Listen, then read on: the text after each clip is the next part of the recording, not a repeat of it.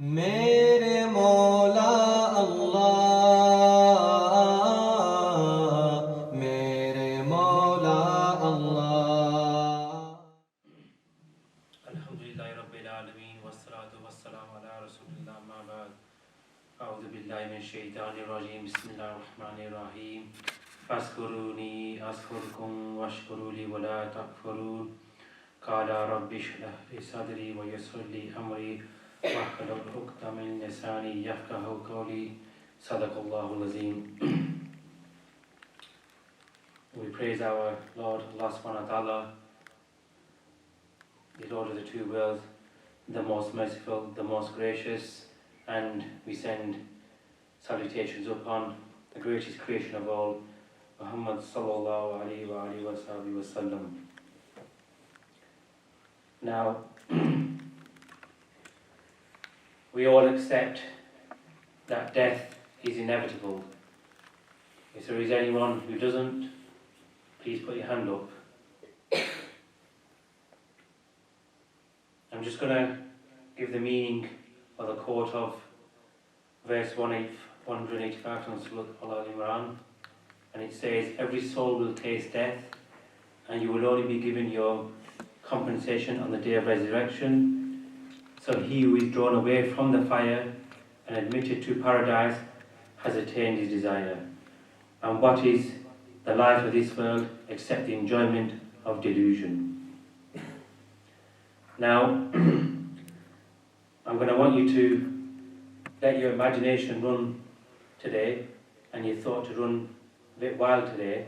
So, brothers should sit comfortably, and what I want is everyone to close their eyes. If one of the brothers can switch the lights off.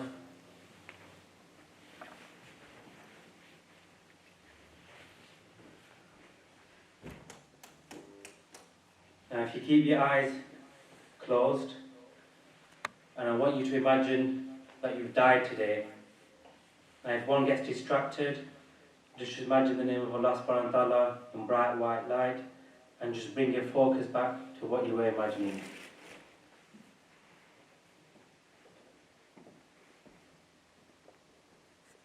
So, if everyone imagines that they've died, now they should imagine their own body is being washed. Who do you think will be washing it? Your father? Your brothers? Your sons? Your uncles? Your cousins? You can imagine that they're washing your body now, and some of these people are crying. You have this feeling that it's quite odd that people are washing your body even though you're an adult. You then imagine the next stage when your own body's being wrapped in white sheets. You're trying to talk to your relatives who are there, but no one is listening to you. In the corner you can see your own coffin, and the terror of it strikes your heart. They take you to your coffin, they put you in, and you realise how tight it is. There's no room to twist, there's no room to even move your arm. And before you know it, somebody's placed a cover on it, and you're now shouting at them, saying you can't breathe. You can see the glass bit which is letting the light through, but people are gathered around your coffin, you're shouting, and no one is listening to you. You imagine your coffin now being taken to the masjid. They open the cover again. You see Qari Khalid there. You see members of your own family crying. The janazah is praised, and one by one, people walk past your coffin. You recognize some of them, but most of them you don't even recognize them. And before you know it, the coffin is being carried out, placed back into the vehicle, and it starts to dawn upon you. You know where it's going. Your fear starts increasing. you start to panic. It enters the Walton Lane graveyard. The vehicle stops, your coffin is carried out by the brothers, people are reciting the Kalma. You now see the grave which is dug out and people are waiting there for your coffin. You're shouting them to stop, not to take you there, but no one is listening. Your coffin is lowered into the grave. You recognize the two people who are in the grave. They're your relatives.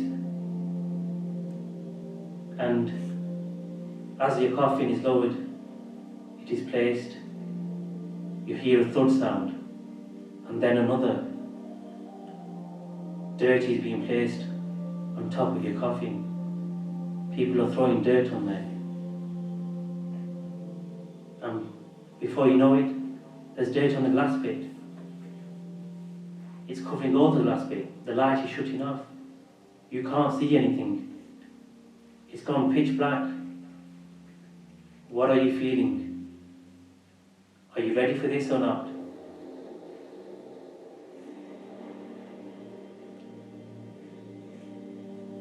I'll ask again, are you ready for this point or not?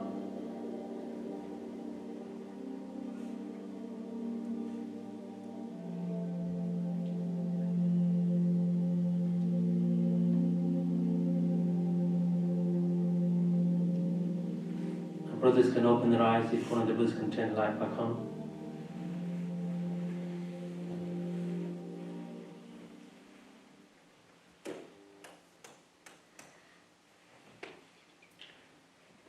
Now, whatever one thought during that process, they should remember what they thought during that process.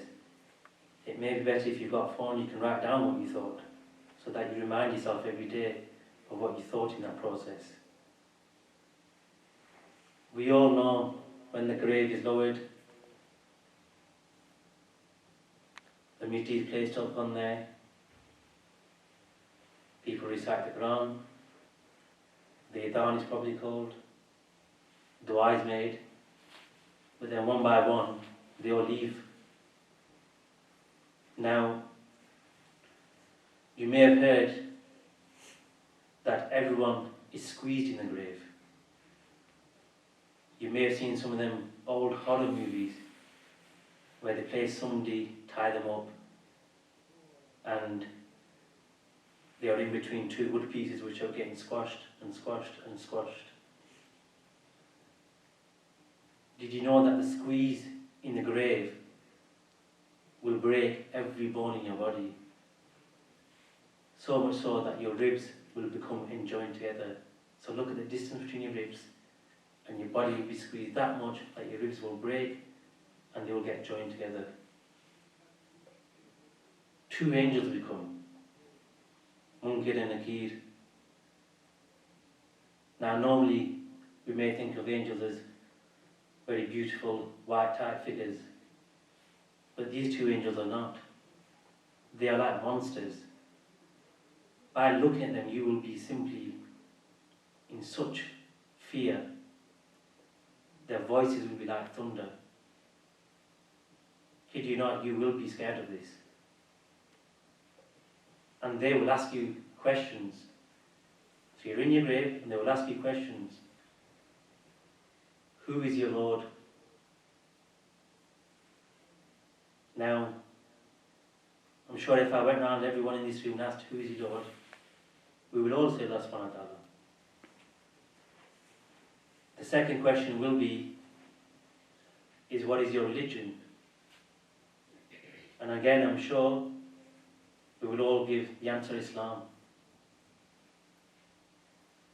And you will then be asked about the man that was sent to teach you religion. And again, I think even the smallest of child will get the answer right. Muhammad sallallahu alaihi wasallam. Now, we all know them answers. But if we think that question, them three questions in the grave, will be an academic test, I just have to answer them answers, and that's it. No punishment in the grave. We're wrong. It's not just going to be a simple case of us answering them in the basic form which I've just gone through. Really what will happen is, for each of them questions, it will be your actions which will do the talking.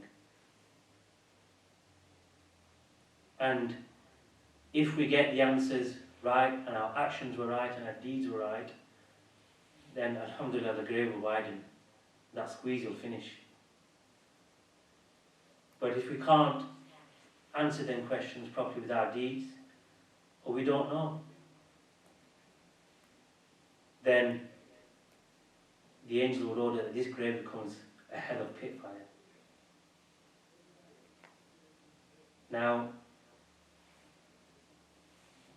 generally we tend to live 50, 60, 70 years on average. But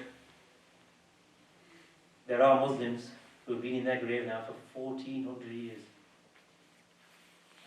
Because remember, Islam came over just over 1400 years ago.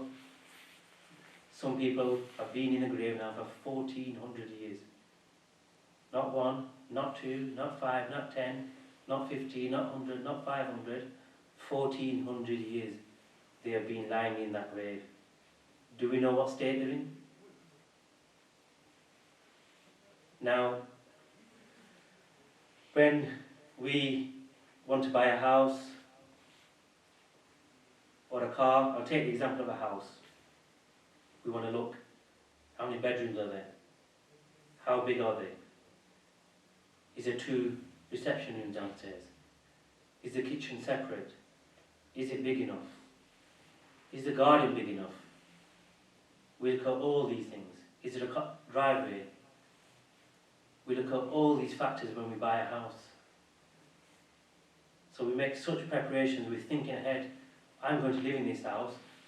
Is it going to be sufficient in terms of bedrooms, toilets, kitchen, garden? And we may take many months, if not over a year, finding the right house.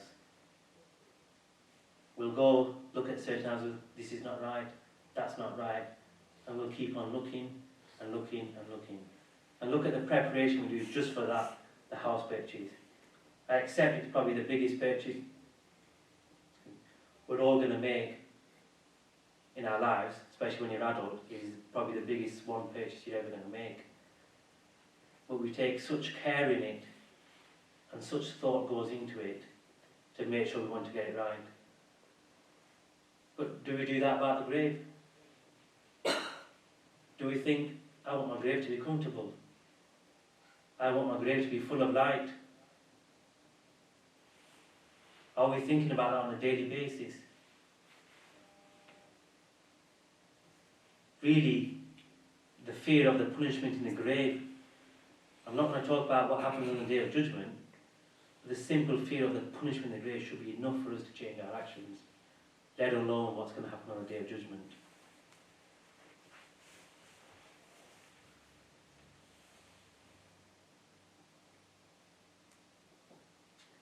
And we don't know how long that punishment may be. 5, 10, 50, 100 years, 200 years. Nobody knows when the world is going to end. We may have 500 years in that grave. And yet these 60, 70 years of the life we have in this dunya, how much care have we taken about the house, the clothes we wear, the car we drive? Even simply by walking in this weather, we think, we need a nice, good coat which will keep me dry, which will keep me warm. I've got the right hat to keep myself protected from the elements. And that's just a momentary thing. Yet people like myself, we're not bothered about where our next 200 years are going to be. We don't give it a thought. It's disregarded.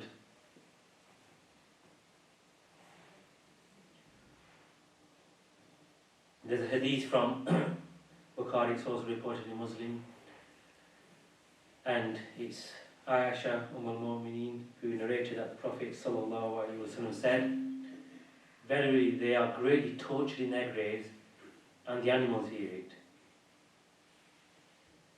And another hadith which is reported by Ibn Abbas, radiallahu ta'ala anhu, said, the Messenger of Allah sallallahu alaihi wasallam happened to pass by two graves. He then said, these two people are being tortured, and it's not for a major sin. One of them sins was to be free from the traces of urine. So when we don't take care when we go into the toilet, and we're negligent, that could lead to the punishment of the grave. A simple matter like that. And we go to the toilet 1, 2, 3, 4, 5, 6 times a day, and if we're negligent, then really we are going to get punished in the grave because of that. The other sin which was mentioned in respect to these two people by the Prophet ﷺ was that the other person, he engaged in tale-bearing, backbiting, spreading tales about people. We've all done it at some point in our lives, be it in the school playground, be it in the high school, college, even when we're adults. And he was being punished in the grave because of that. And sometimes we may forget that, yes, we talk about the Day of Judgment, we talk about paradise and hellfire, but we seem to maybe not give as much significance as to what would happen in the grave. And what the Prophet ﷺ did in that circumstance is that he took a small branch out of a palm tree, split it in two, planted it in each grave, and he was asked, O Messenger of Allah ﷺ, why did you do that? And he said, so that their punishment might be reduced as long as these stalks remain fresh. So we will see, if we visit graves, people will often plant branches, a plant type thing, and that's the reason why.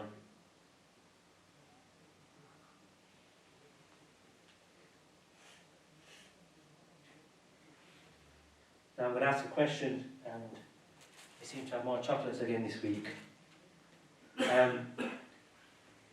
If anyone can tell me which person will not be tested in the grave or punished? I'll open it to the children first. Nobody's putting their hand up, are they, straight away? It's a hard one, isn't it?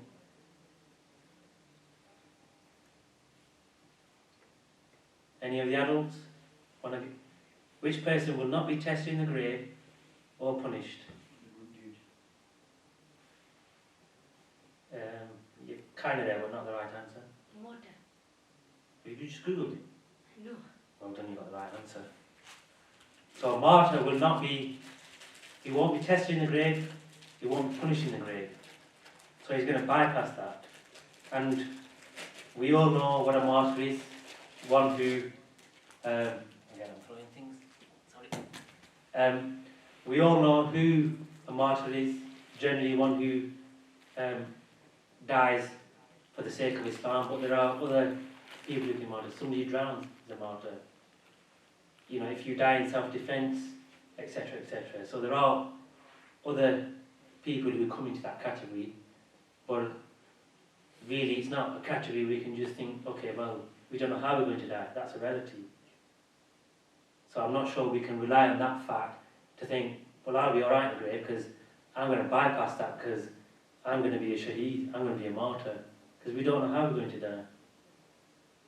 We just pray that we die with the kalma in a good state.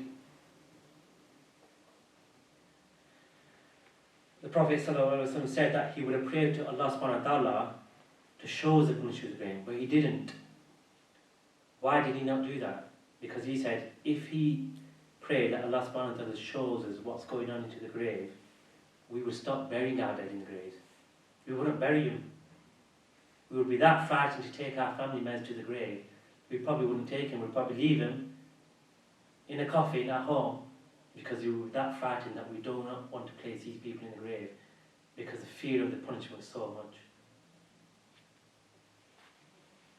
Often people pray, can I have a painless death?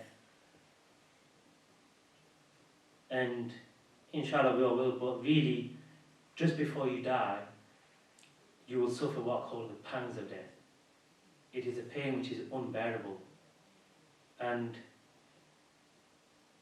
the Prophet ﷺ, he suffered such pangs. So he said it was a pain which was unbearable prior to death. Now he was the greatest creation of all, yet he suffered them pangs. What state are we going to be in? You know, these pangs are not that somebody's evil.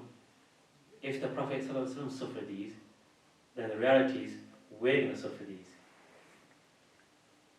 So it's going to be such pain that it's going to be unbearable prior to our death.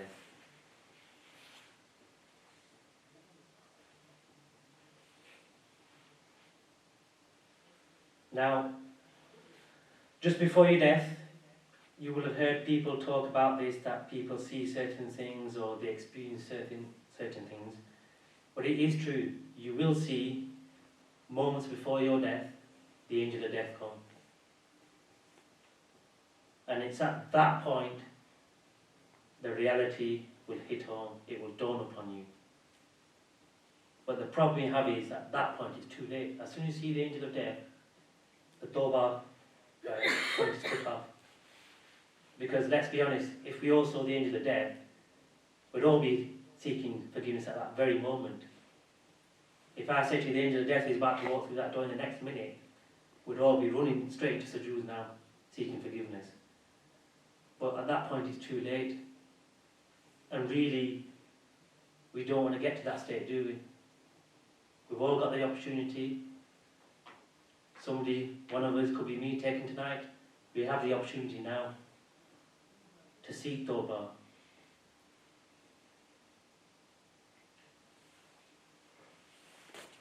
And there was one surah which I picked out, Surah Al-Takathur, which I didn't know the meaning. I've read it many times, and often we recite surahs after surah and we don't know the meanings of them. And this surah is particularly relevant to the death aspect. And it begins, Al-Hakumut Takathur. And it means, the English translation is, you're engaged buying in your exuberance. What that literally means on a day-to-day level, you're busy in the dunya. Hatta zurtumul maqabir, until you visit your graves. And then it says, Kalla sawfa ta'lamun, thumma kalla sawfa ta'lamun. And what that says is, no, you will soon find out. And it says again, no, you will soon find out. But the way we sometimes read it, maybe very eloquently, we don't actually know the meaning or actually transmit the meaning. This is Allah subhanahu wa ta'ala sending a warning. You treat this as a threat. That's why it's repeated. You will soon find out. We know what Allah subhanahu wa ta'ala is referring to. He's referring to the grave.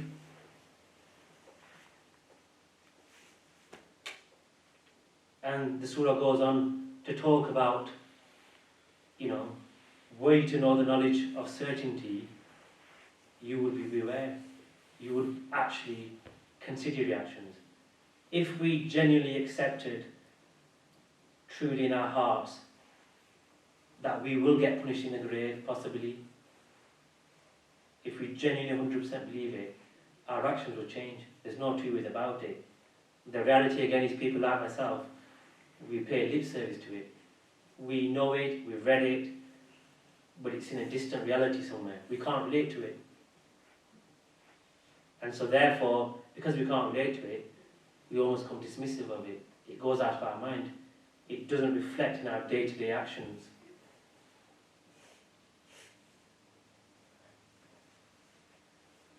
There was a companion, Sa'd ibn Mu'adh,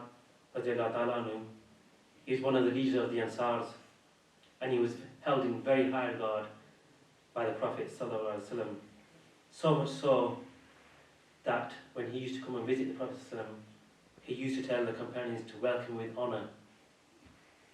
The Prophet ﷺ used to stand up himself to meet him. Now, he's a companion we probably many of us haven't heard of before. And he was wounded in a battle and he died because of them injuries. Now, he was such a high Sahabi that when he died, the throne of Allah subhanahu wa ta'ala shook. So the actual throne of Allah subhanahu wa ta'ala shook. And 70,000 angels descended to pray his funeral. And the Prophet said that even Jibreel and Mikael were present alongside praying. And the Prophet loved him so much, the Prophet buried him himself. Now whilst he was in the grave, the companions noticed that the Prophet took longer than usual. He seemed to pause. And when he came out, the companions asked him, why? He said he was making dua for Sa'd ibn Mu'adh because the grave was squeezed in as well. And he said if anyone was going to be saved from this squeeze, it would have been Sa'd ibn Mu'adh. So there you have a Sahabi. The throne of Allah subhanahu wa ta'ala shook when he died. 70,000 angels came to pray for his janazah, yet he still had the squeeze. So who are we in respect to that? We'll be lucky if we have 700 people praying for us, the janazah prayer. So really the reality is it's going to happen, and we should prepare ourselves for it. And when the Prophet made dua for him, the grave widened. Another hadith from the Prophet, it was said that if a believer, a mu'min, does not help his believer brother, even if having the capacity to do so, if you can help another Muslim brother and you refuse to do it, Allah subhanahu wa ta'ala will send a large snake called Ajal in his grave, and he will keep biting at you. So these are the punishments of the grave. There are various references, and I could keep mentioning these, as he said, these are just about the grave. Hazrat Uthman, radiallahu ta'ala anhu, the third Khalifa, one of the Ashram Mubashara, the 10 who were guaranteed paradise by the Prophet sallallahu alaihi wasallam. When there was always talk about paradise and hell, he never cried. Yet when there was talk about the grave, he started crying. And he was asked why. You're guaranteed Jannah. And he said again that this is the first stage. If this stage is easy for us, then the rest will be easy. But if this stage becomes punishment for us, then the rest of it will be punishment for us.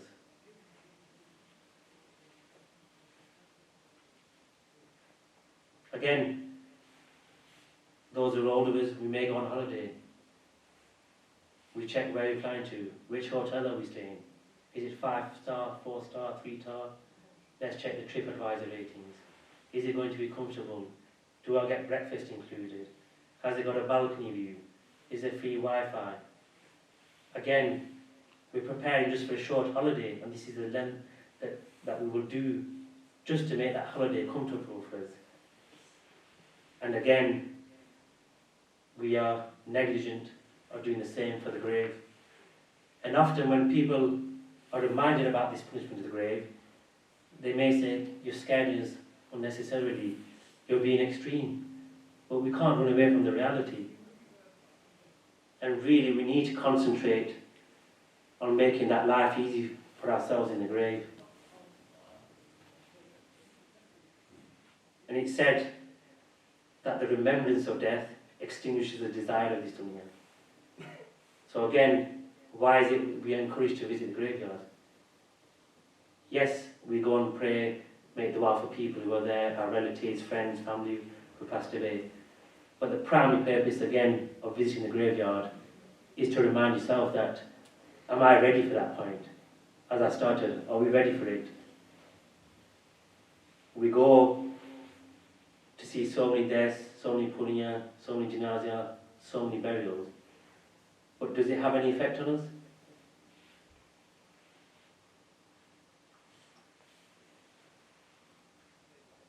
So really, we should all correct our intention when we go for a janazah prayer, when we go to the graveyard, and use that moment to ponder on our own actions. That if the angel of death came today, am I ready for it? Or am I still thinking, and And I remember, I'll talk about my own youth.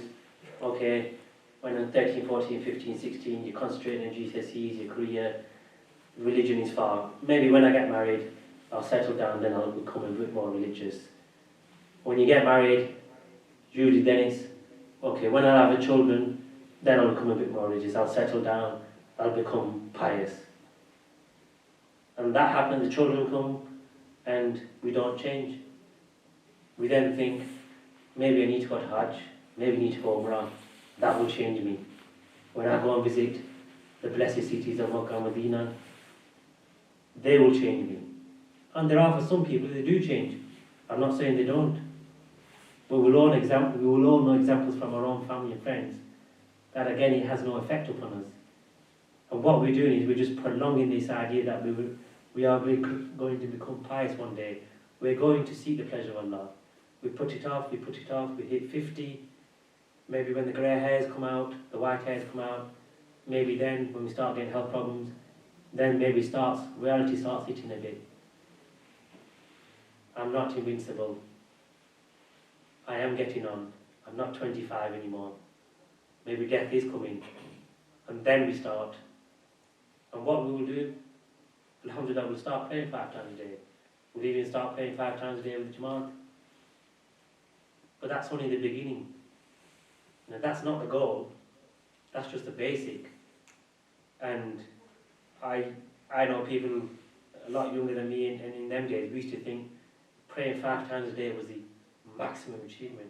That was the point we just needed to get to. But really that was the starting point. Anything short of that, then really we were disobeying Allah subhanahu wa ta'ala. But we thought, one day I will start praying 5 times a day, and once I get to that point, bullseye, that's it. I've reached the stage I should have done. We should all know now that's not just a station, because, as you said, you can read 5 times a day, but if you're backbiting, cheating, lying, swearing, then what good is that 5 times a day going to be for us?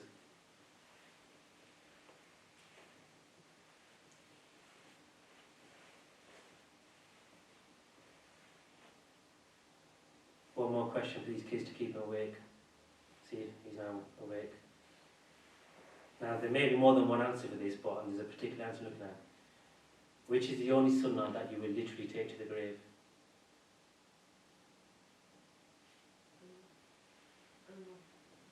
Not the sunnah. So, something to do with the sunnah.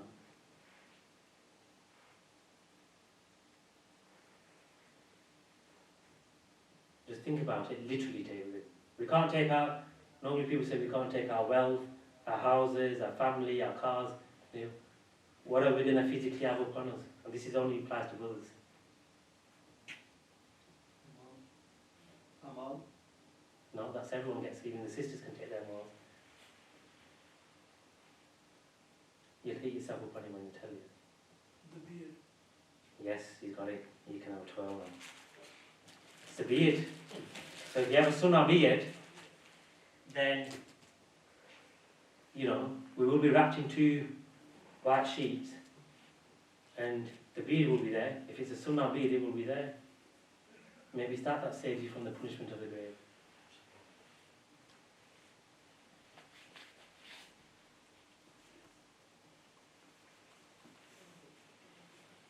And so therefore, we should be growing that beard to a sunnah length, because like he said, it may be benefiting us in the grave. So just to conclude again, remember them 3 questions in the grave. You can tell me what the first question is going to be in the grave, when them 2 horrible monster-looking angels will come, Munkar and Nakir. What is going to be the first question?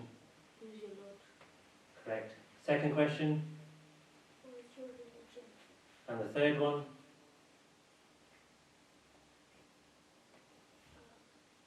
Who was sent to show you the religion? MashaAllah, you got 2 out of 3, and he's already got chocolate, so you can have these final 2 chocolates now.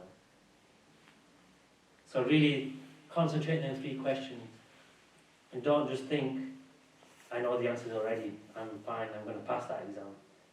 because it's going to be your amals which pass you that. We can all say Allah subhanahu wa ta'ala is our Lord, yet we worry about how am I going to pay the bills next week? What if the boiler breaks down? Have I got enough money for it? If the car breaks down, I haven't got enough money to repair it.